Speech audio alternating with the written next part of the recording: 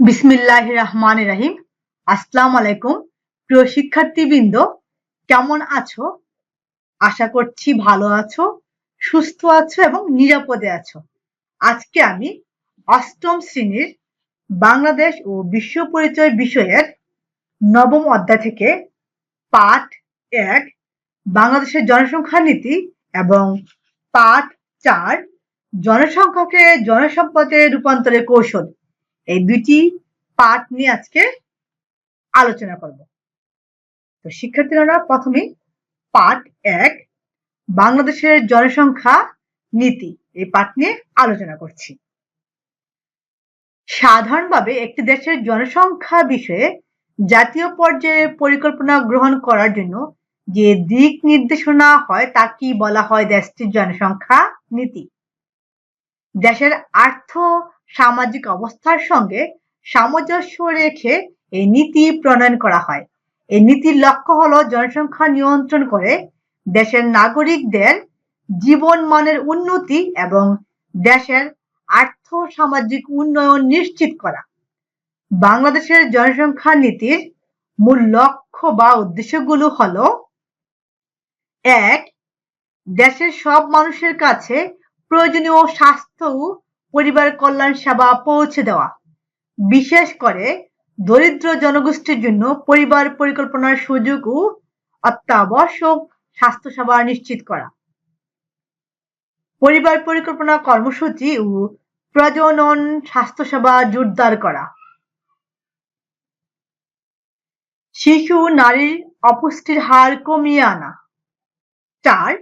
Union পর্যায় পর্যন্ত নারী ও শিশুদের স্বাস্থ্য সেবার ব্যবস্থা, থানা ও ইউনিয়ন স্বাস্থ্য কেন্দ্রে সার্বক্ষণিক ডাক্তার, নার্স ও প্রয়োজনীয় ওষুধের সরবরাহ নিশ্চিত করা।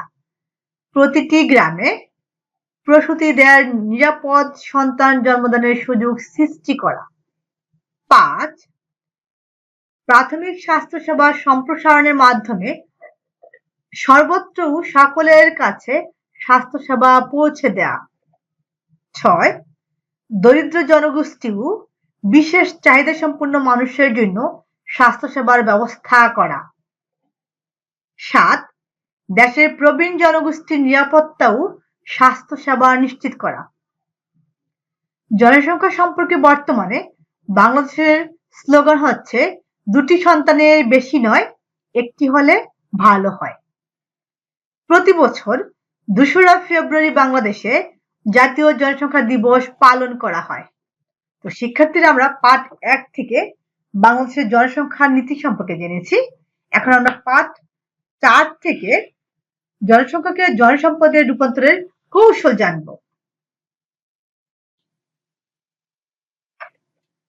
পাঠ ৪ জনসংখ্যাকে জনসম্পদে রূপান্তরের কৌশল।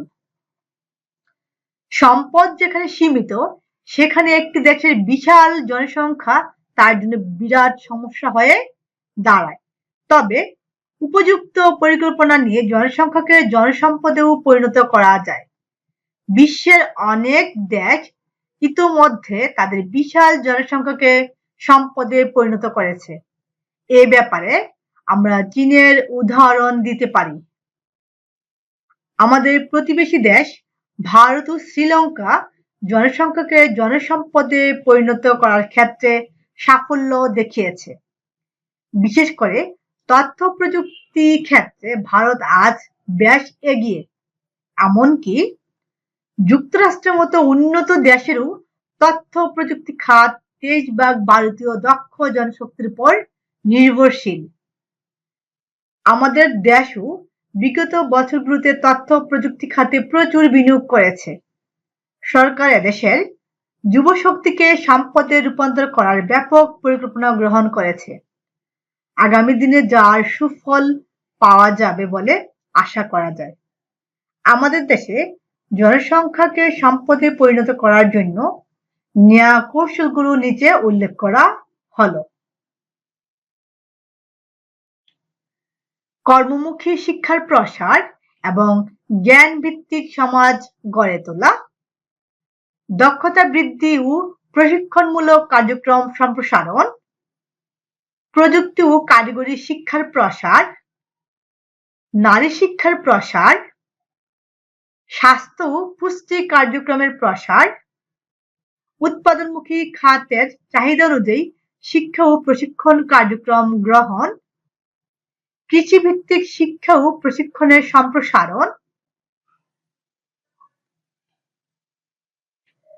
কর্মসংস্থানের জন্য কৃষির আধুনিকীকরণ, তথ্য ও যোগাযোগ প্রযুক্তিকে অগ্রাধিকার প্রদান, ক্ষুদ্র ও কুটির শিল্পের বিস্তার, সরকারি ও বেসরকারি উদ্যোগে প্রচুর বৃত্তির ব্যবস্থা করে অধিক সংখ্যক মেধাবী শিক্ষার্থীকে শিক্ষা ও উচ্চতর প্রশিক্ষণের জন্য বিশ্বের উন্নত প্রযুক্তি নির্ভর দেশগুলোতে প্রেরণ। তো শিক্ষার্থীরা আমরা পাঠ 4 থেকে জনসংখ্যাকে জনসম্পদে রূপান্তরের কৌশল জেনেছি। তো আশা করছি আজকে আমি দুটি পাঠ 1 বাংলাদেশের জনসংখ্যা নীতি এবং পাঠ 4 জনসংখ্যাকে জনসম্পদে রূপান্তরের কৌশল দুটি পাঠ আলোচনা করেছি। আশা করছি পাঠের বিষয়বস্তু বুঝতে পেরেছ। তো সবাই ভালো থাকো, সুস্থ থাকো। আল্লাহ হাফেজ।